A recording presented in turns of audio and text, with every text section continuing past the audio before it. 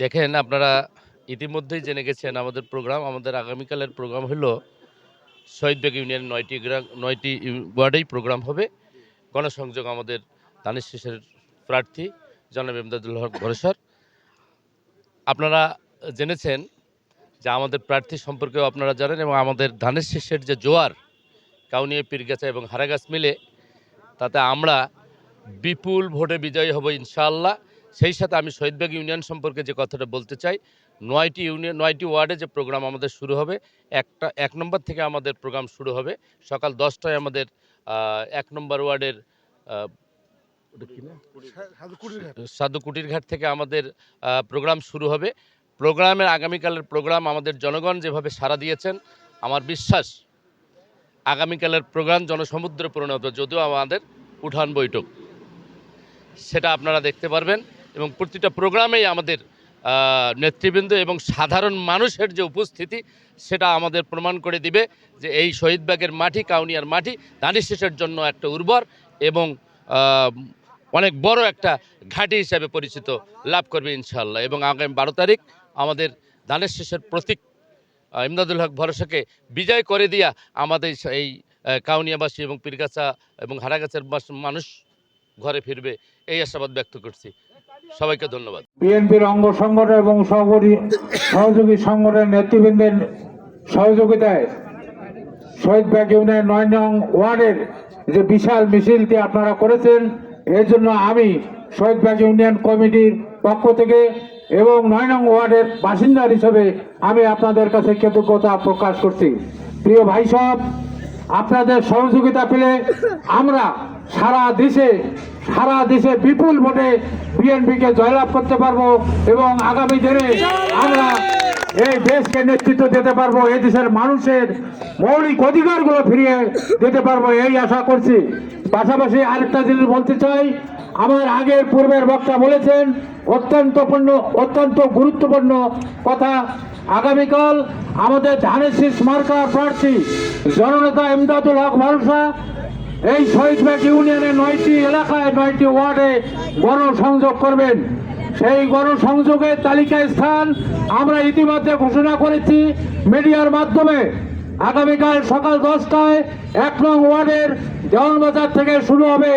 দেওয়ানবাজার থেকে শুরু হয়ে ৩ নং ওয়ার্ড, তারপরে ৪ নং ওয়ার্ড, ৭ নং ওয়ার্ড, এইভাবে বিভিন্ন ওয়ার্ডে প্রদক্ষিণ করবেন, গণসংযোগ করবেন।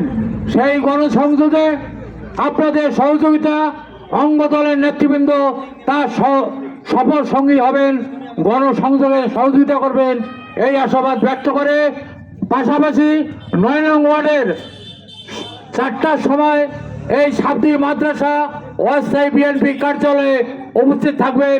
এখানে আমাদের প্রার্থী জননেতা ইমদাদুল হক ভরসা বক্তব্য রাখবেন। সেই সমাবেশে উপস্থিত থাকার জন্য আপনাদেরকে আহ্বান জানাচ্ছি, বিনীত অনুরোধ জানাচ্ছি। এই কথা বলে আবারও সকলকে ধন্যবাদ দিয়ে আমি আমার কথা শেষ করছি। আসসালামু আলাইকুম। ৭ তারিখ আমাদের প্রিয় অভিভাবক ধানের শীষের প্রার্থী আলহাজ ইমদাদুল হক ভরসা শহীদবাগ ইউনিয়নের ৯টি ওয়ার্ডে উনি গণসংযোগ করবেন।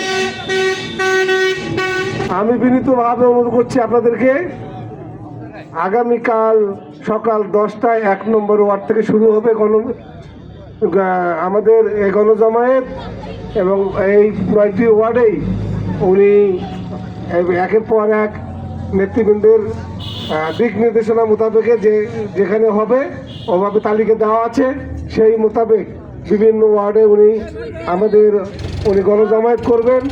উনি সর্বশেষ আমাদের সকলের সঙ্গে সাক্ষাৎ করবেন।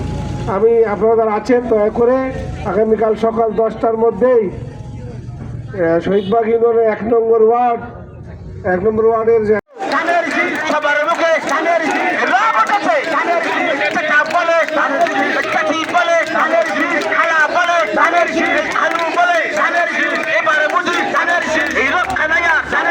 সবাই বলে ধানের শীষ, এবারে বুঝি ধানের শীষ হয়ে গেছে, ধানের শীষ আর বুঝি ধানের শীষ লক্ষানায়া, ধানের শীষ দেখিয়ে দেব, ধানের শীষ শহীদে পক্ষে, ধানের শীষ কাউনিয়া, ধানের শীষ বেলি ব্রিজে, ধানের শীষ ভূত ছাড়ায়, ধানের শীষ শহীদে পড়ে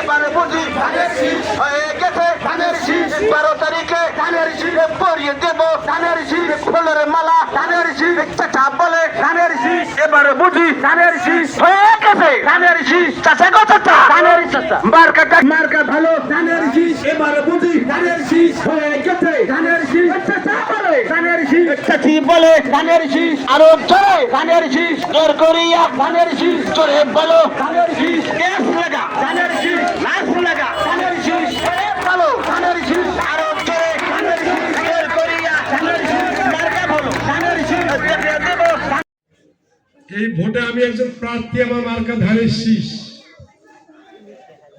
ধানের শীষ নিয়ে নির্বাচন করতেছি। আপনারা জানেন এই কাউনিয়া পীরগাছা হারাগাছ নিয়ে কিন্তু এই এলাকাটা, তোরা তো মনে করছো ছোট এলাকা নয়, বিশাল এলাকা। 144টা ওয়ার্ড, 144টা ওয়ার্ড, 144টা ওয়ার্ডের সম্পর্কে তো জানবে স্যার। তোমার এটা কোনো অনেক ইউনিভার্সিটির ছেলে আছে, তোরা বলে ওয়ার্ক করবে আছে, আমার ভয় দেখায়। আরে ভাইজান, মোর বাপ 45 বছর ধরে রাজনীতি করে। ও এক বছর, কয় বছর ভাইয়া? 45 বছর রাজনীতি। মিথ্যা বলার পৃথিবীর সর্বশ্রেষ্ঠ মহাপাপ। জিজ্ঞাসা করেন হুজুরকে, যত পাপ আছে তার মধ্যে সবচেয়ে বড় পাপ মিথ্যা কথা বলা। সবচেয়ে বড় পাপ মিথ্যাবাদীকে, আল্লাহ মিথ্যাবাদীকে ঘৃণা করে।